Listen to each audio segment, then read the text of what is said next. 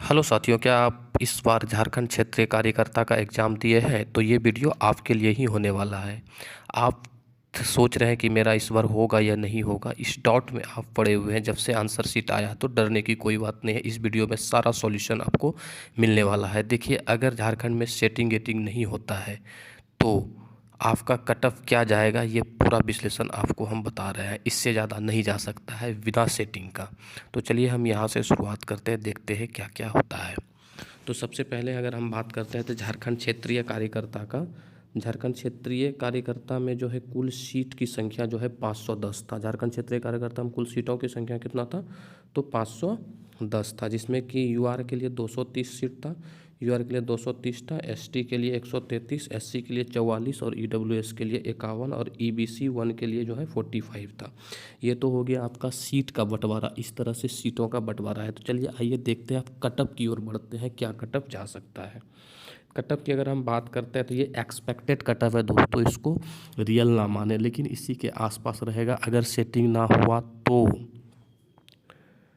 Paper 2 में अगर आप ओबीसी और जनरल कैटेगरी से हैं तो ओबीसी और जनरल का लगभग एक ही कट ऑफ जाता है, 2-4 नंबर का अंतर रहता है, इसलिए एक में हम बनाए हैं। तो अगर आप ओबीसी और जनरल से हैं, अगर आपका पेपर 2 में जो है 70 से 75 क्वेश्चन सही है, यानी कि 210 से लेकर 225 मार्क्स बन रहा है, तो आपका सेफ जोन में हैं आप। अगर एससी और ईडब्ल्यूएस हैं, अगर आपका 65 से 70 क्वेश्चन सही है और 195 से लेकर 210 नंबर आ रहा है तो आप सेफ जोन में हैं। अगर आप एसटी हैं और अगर 60 से 65 क्वेश्चन सही है आपका और नंबर आपका बन रहा है 180 से लेकर 195 तक, तो उम्मीद कर सकते हैं आपकी आप भी एक सेफ जोन के अंदर ही हैं। अब यहाँ पे देखते हैं पेपर 2 की बात, पेपर 3 की बात देखते हैं, जीएस पेपर वाला।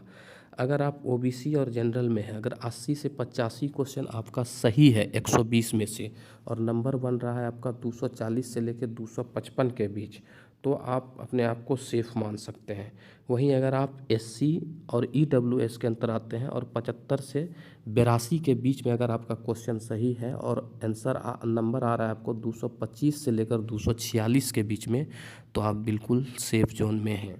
और वहीं आप अगर एसटी में आते हैं और अगर 70 से लेकर 80 क्वेश्चन सही है और नंबर बन रहा है आपका 210 से लेकर 240 के बीच, तो आप बिल्कुल सेफ जोन में हैं। अब चलिए देख लेते हैं दोनों को मिला के जो कटअप मेरिट तैयार होता है उसमें आपका कितना होना चाहिए। दोस्तों, अगर आप ओबीसी और जनरल से बिलोंग करते हैं तो आपका 450 से लेकर 480 के बीच में है, तो आप बिल्कुल सेफ जोन में हैं। हाँ दोस्तों, 450 से लेकर अगर 480 के बीच में है तो बिल्कुल चिंता ना करें। 10 नंबर प्लस माइनस हो सकता है, लेकिन इसके आसपास ही रहेगा। अगर आप एससी और ईडब्ल्यूएस है तो 420 से लेके 456 के बीच में अगर आपका बन रहा है तो आप भी बिल्कुल सेफ जोन में है, प्लस माइनस 10 हो सकता है।